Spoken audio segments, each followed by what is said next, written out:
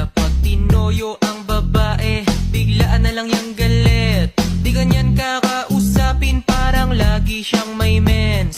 Lagot kapag di mo siya sinusuyo pag nagtampo. Pagkagising may babae ka sa panaginip niya tatlo.